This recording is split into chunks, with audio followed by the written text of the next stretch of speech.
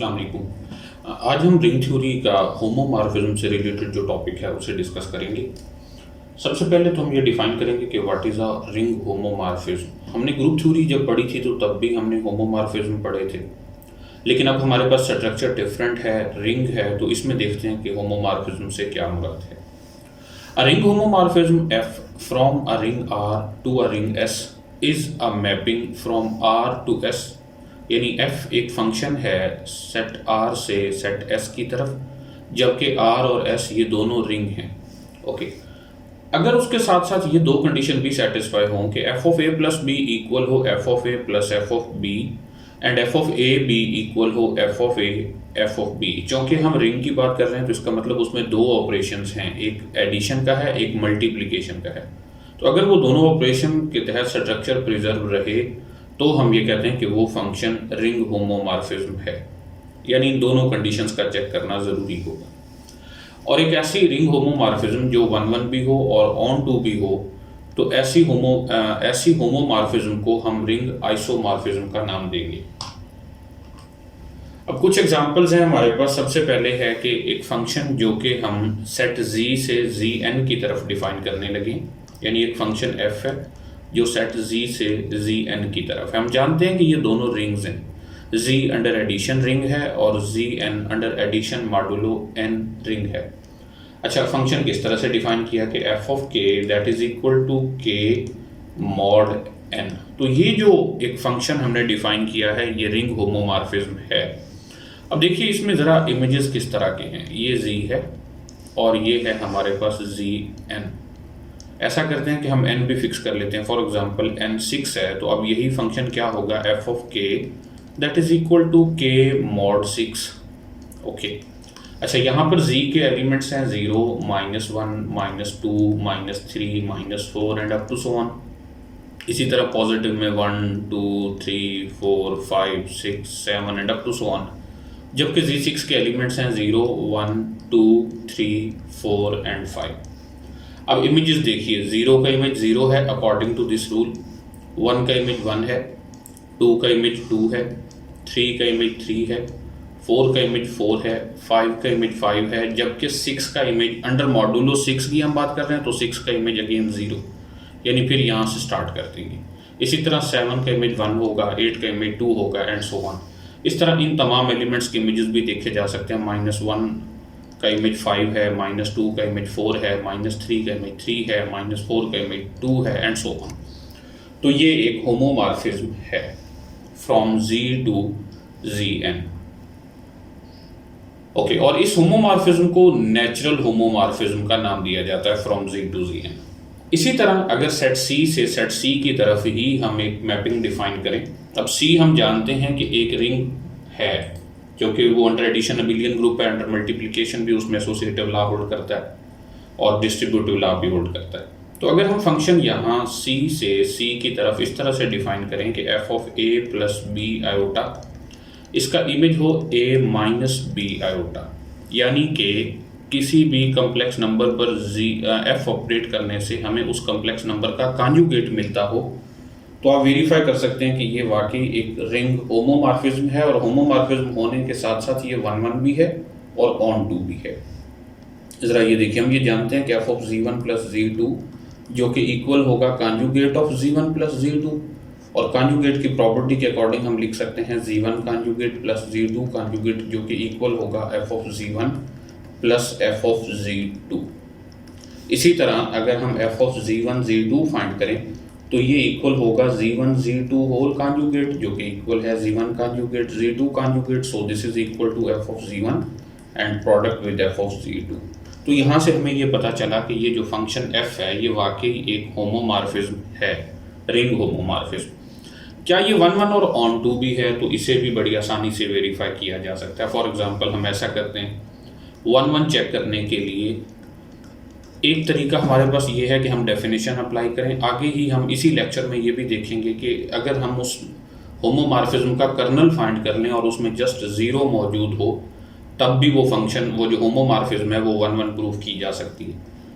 Okay, तो मैं इस पर डेफिनेशन अप्लाई करने लगा हूँ कि अगर f ऑफ z1 इक्वल हो f ऑफ z2 तो इसका मतलब ये होगा कि Z1 conjugate that is equal to Z2 conjugate, और अगर हम इन दोनों का कॉन्जुगेट लें तो ये बन जाएगा Z1 is equal to Z2। तो यहाँ से हमें ये पता चलेगा कि ये जो फंक्शन f है ये 1 1 है। ओके, अब बात करते हैं कि क्या ये ऑन टू भी है। ऑन टू के लिए क्या ज़रूरी होता है कि हर एलिमेंट का, यानी रेंज में पाए जाने वाले हर एलिमेंट का इमेज प्री इमेज मौजूद हो। ओके, तो ये हमारे पास जो फंक्शन है वो सेट C से सेट C की तरफ है। यहाँ से अगर हम कोई सा भी एक कम्प्लेक्स नंबर पकड़ें, फॉर एग्जांपल हम उसे कह देते हैं Z0, so let Z0 belong to C, यानी ये कोडोमेन में से लिया है। क्या इसके अकॉर्डिंग हमें यहाँ पर कोई ऐसा एलिमेंट मिलता है जिसका इमेज ये Z0 हो? तो हम देख सकते हैं कि यहाँ पर हमें इसका एक एलिमेंट मिलता है Z0 का कॉन्जुगेट, जो कि कम्प्लेक्स नंबर ही है। और अगर हम इस Z0 का इमेज लें तो f ऑफ Z0 कॉन्जुगेट जो कि इक्वल होगा, चूँकि फंक्शन का f का रोल ये है कि इसने उस कम्प्लेक्स नंबर का कॉन्जुगेट बना देना है, तो ये बन जाएगा Z0 conjugate again conjugate that is equal to Z0। तो हम देख सकते हैं कि यहाँ पर जो एलिमेंट Z0 कॉन्जुगेट है उसका इमेज Z0 है। तो ये प्रूफ हो गया कि ये जो फंक्शन है ये 1 1 भी है, ऑन टू भी है और होमोमॉर्फिज्म भी है। तो हम ये कह सकते हैं कि this function f is ring isomorphism. अगर जस्ट आइसोमॉर्फिज्म लिखा जा रहा है तो यहाँ ये अंडरस्टूड है कि ये रिंग आइसोमॉर्फिज्म की बात हो रही है। ओके, नेक्स्ट नंबर 3 है कि the mapping f of x to f of 0 is a ring homomorphism from r of x on to r। अब देखिए, हम ये जानते हैं कि ये जो r of x सेट है इसके एलिमेंट्स पोलिनोमियल्स इन x हैं, यानी इस तरह के a0 plus a1x plus a2x square plus up to so on such that each ai is a real number. हम एक फंक्शन डिफाइन करते हैं f जो कि r of x से r की तरफ है, और रूल क्या है कि f of x goes to f of 0, यानी f of, अब यहाँ से बल्कि हम ऐसा करते हैं कि इसको f नहीं कहते, इसको हम कोई और नाम दे देते हैं अपनी आसानी के लिए। फॉर एग्जांपल मैं इसे मैपिंग अल्फ़ा कहने लगा। तो अल्फ़ा का रोल ये है कि अल्फ़ा किसी भी पोलिनोमियल का जो इमेज होगा उसके अकॉर्डिंग वो मिलेगा f of 0। इसका क्या मतलब है कि हम एक पोलिनोमियल पर अल्फ़ा अप्लाई करें और आंसर f of 0 आए, इसका मतलब ये है कि ये जस्ट कांस्टेंट टर्म है, constant term in f of x। Okay, तो ये जो फंक्शन है ये एक होमोमॉर्फिज्म है। अब होमोमॉर्फिज्म के लिए पहले तो हम ये देखेंगे कि क्या वाकई alpha of f of x plus g of x that is equal to alpha of f of x plus alpha of g of x। तो according to formula this rule this is equal to alpha of, हम इसे यूं भी तो लिख सकते हैं f plus g of x, क्योंकि ये सम ऑफ द फंक्शन के लिए यही प्रॉपर्टी है। सो हम इसे लिखेंगे alpha f plus g of x पर अप्लाई हो रहा है। इसका मतलब यह है कि f प्लस जी में x की जगह 0 पुट कर देंगे, तो ये बन जाएगा f plus g of 0। So this is equal to f of 0 plus g of 0, and f of 0 is alpha of f of x and g of 0 is alpha of g of x। तो ये homomorphism की पहली property हमने satisfy कर ली। अब जरा दूसरी property की तरफ आते हैं कि alpha of f of x multiply g of x, तो ये इक्वल होगा अल्फा ऑफ प्रोडक्ट, यूं होता है f multiply g of x, ये प्रोडक्ट है not composition. So that is equal to f multiply g of 0, या फिर हम इसे यूं भी लिख सकते हैं f of 0 into g of 0। So that is equal to alpha of f of x multiply with alpha of g of x। तो ये होमोमॉर्फिज्म प्रूफ होगी। इसी तरह इसको ऑन टू भी चेक किया जा सकता है। ओके, नेक्स्ट एक फंक्शन है x goes to 5x is a homomorphism from z4 to z10। अब z4 टू z10 हम एक मैपिंग डिफाइन कर रहे हैं। z4 और z10 हम जानते हैं कि इनके एलिमेंट किस तरह के होते हैं। z4 एक रिंग है जिसके एलिमेंट्स हैं 0 1 2 एंड 3, जबकि z10 भी एक रिंग है जिसके एलिमेंट्स हैं 0 1 2 3 4 5 6 7 8 एंड 9। अच्छा, रूल क्या है?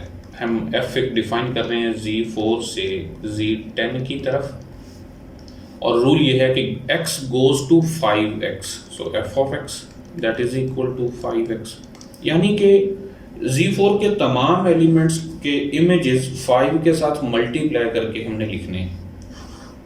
कैसे? ये Z4 है, इसके एलिमेंट्स हैं 0, 1, 2 एंड 3, जबकि Z10 के एलिमेंट्स हम लिखते हैं 0, 1, 2, 3, 4, 5, 6, 7, 8 and 9। So according to this rule 0 का इमेज 0 होगा, 1 का इमेज 5 होगा, 2 का इमेज 10 होगा यानी 0 होगा, ओके। 3 का इमेज 3 5 आर 15 यानी 5 होगा। तो हम ये देख सकते हैं कि ये एक होमोमॉर्फिज्म है जिसके कर्नल में जस्ट 0 और 2 हैं। आप देख सकते हैं कर्नल में वो एलिमेंट्स होते हैं जो पहले सेट में से दूसरे सेट की 0 पर मैप हो रहे हैं। सो आगे चलकर इसे डिटेल में भी देखेंगे, ओके। अब ये देखिए, as a group 2Z is isomorphic to Z, but as a ring ये आइसोमॉर्फिक नहीं है। यानी ये जो हमारे पास हम रिंग आइसोमॉर्फिज्म या रिंग होमोमॉर्फिज्म की बात कर रहे हैं, ये ग्रुप की तरह नहीं है। ग्रुप वाला इसका एक स्पेशल केस जरूर बन जाता है, लेकिन ये उसकी एक जनरल फॉर्म है, क्योंकि इसमें 2 ऑपरेशंस की बात की गई है। तो अगर हम ग्रुप में बात करें तो Z और 2Z दोनों ग्रुप हैं, Z अंडर एडिशन, और 2Z जो कि इवन इंटीजर्स है, और ये भी ग्रुप है अंडर एडिशन, और ये दोनों आइसोमॉर्फिक होते हैं। किस फंक्शन के तहत? अगर हम फंक्शन भी डिफाइन करना चाहें तो f from Z to 2Z function अगर इस तरह से डिफाइन किया जाए कि f of x that is equal to 2x for all x belong to Z, तो ये वाला जो फंक्शन है ये ग्रुप आइसोमॉर्फिज्म है। लेकिन हमारा क्लेम ये है कि ये एज अ रिंग ये दोनों आइसोमॉर्फिक नहीं है। As rings Z is not isomorphic to 2Z। वजह क्या है? अब जरा सोचें, अगर हम इसी फंक्शन के तहत बात करें तो ये फंक्शन रिंग होमोमॉर्फिज्म नहीं है, क्योंकि ठीक है अंडर एडिशन तो ये है, लेकिन जब हम अंडर मल्टीप्लिकेशन बात करेंगे तो f of x y that will be equal to 2xy which is not equal to f of x multiply f of y। एक वजह तो ये है, और दूसरी सादा सी वजह हमें ये समझ आती है कि ये जो रिंग है इसमें आइडेंटिटी मल्टीप्लिकेटिव आइडेंटिटी पाई जाती है, जबकि ये जो 2Z है इसमें मल्टीप्लिकेटिव आइडेंटिटी नहीं पाई जाती। ओके, तो एक वजह ये भी है। ओके, अब हमारे पास कुछ रिजल्ट्स हैं। जैसे ग्रुप थ्योरी में हम देखते हैं कि फलां ग्रुप से फलां ग्रुप की तरफ कितनी होमोमॉर्फिज्म पाई जाती हैं, तो इसी तरह रिंग होमोमॉर्फिज्म के बारे में भी डिस्कस किया जा सकता है, और most interestingly ZM to ZN या ZN टू ZM की बात की गई है। अब ग्रुप थ्योरी में हम ये जानते हैं कि ग्रुप ZM से ZN की तरफ जो ग्रुप होमोमॉर्फिज्म होती हैं उनकी कुल तादाद GCD ऑफ MN है।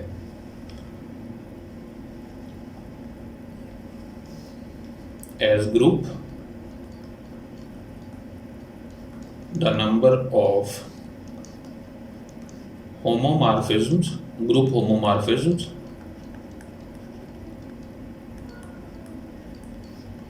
from ZM to ZN is GCD of M and N।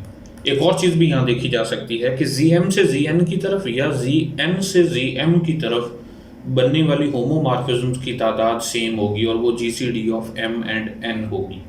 लेकिन एज अ रिंग ऐसा ज़रूरी नहीं है। रिंग अगर हमारे पास हो ZM और ZN तो ज़रूरी नहीं है कि उनके दरमियान पाई जाने वाली रिंग होमोमॉर्फिज्म्स की तादाद भी GCD of M and N हो।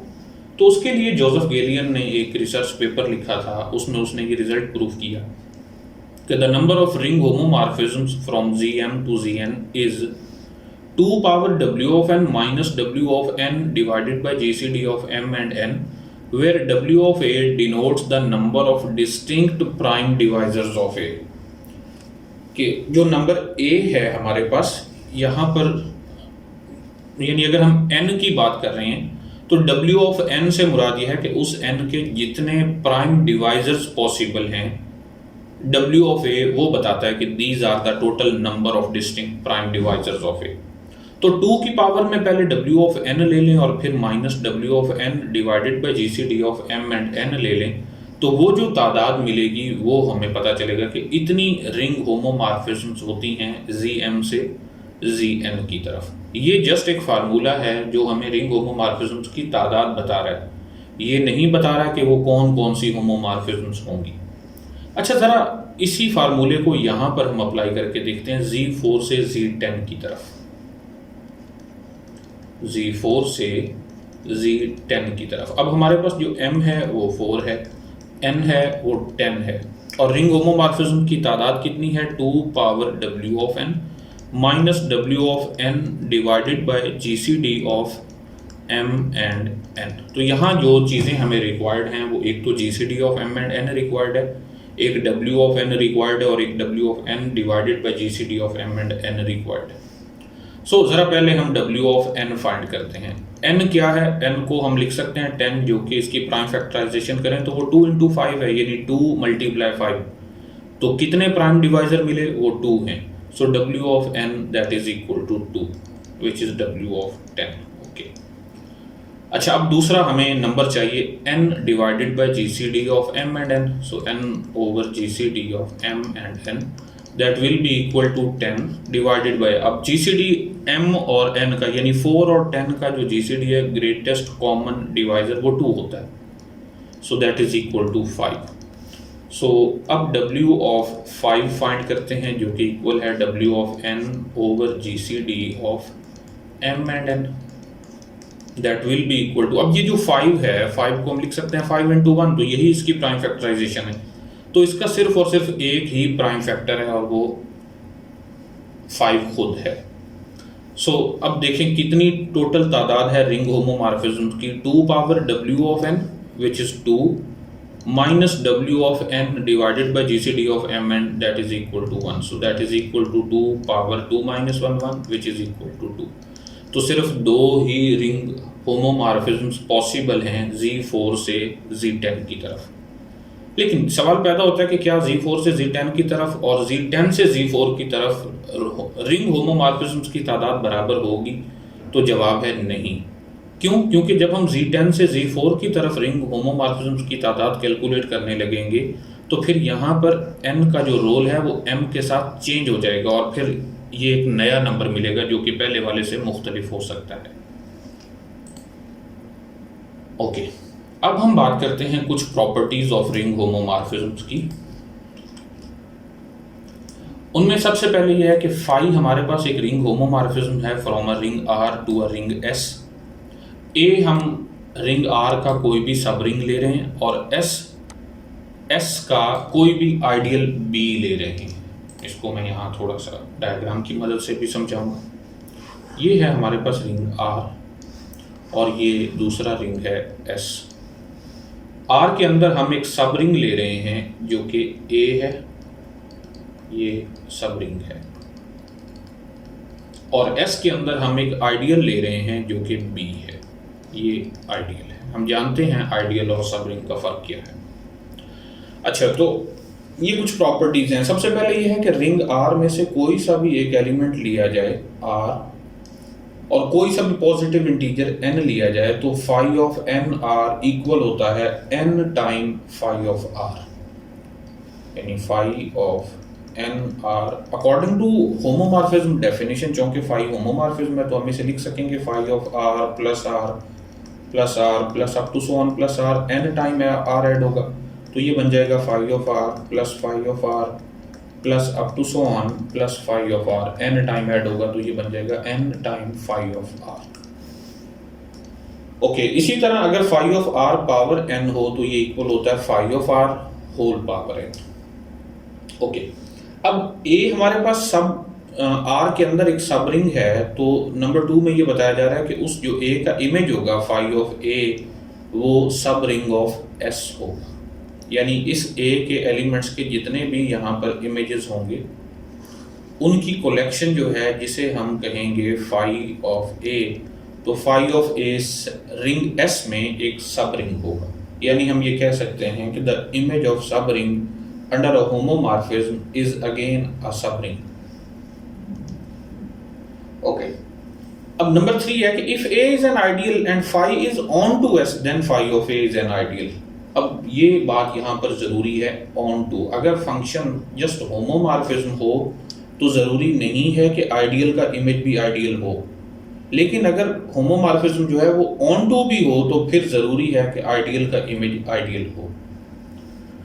लेकिन आइडियल का इनवर्स इमेज हमेशा एक आइडियल होगा, चाहे फंक्शन ऑन टू हो या ना हो। जैसे हमने यहाँ पर बात की कि ये बी एक आइडियल है, कोई भी फंक्शन जो कि होमोमॉर्फिज्म है तो इस बी का जो इनवर्स इमेज है सेट आर में, वो सेट आर का एक आइडियल होगा। इसको बड़ी आसानी से प्रूफ भी किया जा सकता है। Number 5, if R is commutative then phi of R is commutative, यानी कह सकते हैं कि the image of a commutative ring under a ring homomorphism is commutative ring. Number 6, if R has a unity 1 and phi is on 2 then phi of 1 is the unity of S। ये वही बात है जो पीछे हम कह चुके हैं कि Z और 2Z being ring आइसोमॉर्फिक नहीं है, क्योंकि अगर वो आइसोमॉर्फिक होते तो इसका मतलब वो फंक्शन एक ऑन टू भी होता, और ऑन टू होने का मतलब ये है कि 1 का इमेज जो है वो दूसरे रिंग में यूनिटी ही होना चाहिए था, तो 2Z में यूनिटी नहीं होती। तो ये कहा जा रहा है कि अगर पहले रिंग में यूनिटी हो और फंक्शन आपके पास ऑन टू हो तो जो 1 का इमेज है वो भी एक यूनिटी होनी चाहिए। या फिर हम इस बात को यूं भी कह सकते हैं कि एक रिंग जिसमें यूनिटी है और दूसरे रिंग में अगर यूनिटी ना हो तो पहले रिंग से दूसरे रिंग की तरफ कोई ऑन टू होमोमॉर्फिज्म नहीं मिलेगी। ओके, नंबर 7 है कि phi is an isomorphism if and only phi is on to and 1 1, और 1 1 होने का मतलब यह है कि कर्नल ऑफ फाई में जस्ट 0 हो। कर्नल से मुराद पहले रिंग के वो वाले एलिमेंट्स जो दूसरे रिंग के 0 पर मैप हों। और लास्ट ये है कि phi is an isomorphism from R on to S then phi inverse is also an isomorphism from S on to R. Okay, अब जैसा कि ग्रुप थ्योरी में हमारे पास कुछ आइसोमॉर्फिज्म थ्योरम्स हैं, तो वैसे ही रिंग में भी आइसोमॉर्फिज्म थ्योरम्स हैं, उनके पैरेलल हैं ये जस्ट। फर्स्ट आइसोमॉर्फिज्म थ्योरम क्या है कि phi from R to S is a ring homomorphism, कि ये रिंग आर है और ये रिंग एस है, और हमारे पास फाई एक मैपिंग है जो कि होमोमॉर्फिज्म है आर से एस की तरफ। तो कर्नल ऑफ फाई जो है वो हमेशा पहले रिंग आर का आइडियल होगा, और चूंकि वो आइडियल है इसका मतलब यह है कि उसकी मदद से हम एक क्वोशिएंट रिंग भी बना सकेंगे। अच्छा जी, ये जो कर्नल है ये सेट आर में आइडियल है, और इस आर का जो इमेज है एस के अंदर जिसे हम फाई ऑफ आर से डिनोट करेंगे। फाई ऑफ आर से मुराद ये है कि आर के एलिमेंट्स के इमेजेस, तो वो जो फाई ऑफ आर है वो रिंग एस का एक सब रिंग होगा, और इनका आपस में रिलेशन ये है कि R over kernel of phi that will be isomorphic to phi of r। और अगर ये होमोमॉर्फिज्म ऑन टू हो तो phi of r s के इक्वल होगा, फिर यही isomorphism theorem r over kernel of phi isomorphic to s लिखा जा सकता है। ओके, सेकंड आइसोमॉर्फिज्म थ्योरम ये है कि let s be the subring and I be an ideal of r, then the sum of an ideal and a subring s plus I is a subring of r। Number 2, the intersection of a subring and an ideal is an ideal of S। और फिर अगली बात यह कि S plus I over I will be isomorphic to S over S intersection I। अब ये देखें, ये जो फर्स्ट प्रूफ किया गया है ये सब रिंग प्रूफ किया गया, और I चूंकि आइडियल है पूरे रिंग R में तो S plus I में भी आइडियल है। इसका मतलब ये कि लेफ्ट साइड वाला जो फैक्टर रिंग है ये वाकई एग्जिस्ट करता है, और दूसरी साइड पर S intersection I set S का आइडियल है। इसका मतलब यह कि वाकई ये भी एक फैक्टर रिंग बनता है, और इन दोनों के दरमियान एक आइसोमॉर्फिज्म शो करवाई जा सकती है। और थर्ड आइसोमॉर्फिज्म थ्योरम ये सेम वैसे ही है जैसा कि ग्रुप में होता है, let I and J be ideals of R। एक बड़ा आइडियल है, एक छोटा आइडियल है, I छोटा है, J बड़ा है। इसका मतलब ये है कि J ओवर I डिफाइंड है। सो जो J ओवर I बनेगा वो R ओवर I का आइडियल होगा, और R over I over J over I will be isomorphic to R over J। तो जस्ट आप इसकी स्टेटमेंट्स को अच्छे से देख लीजिए।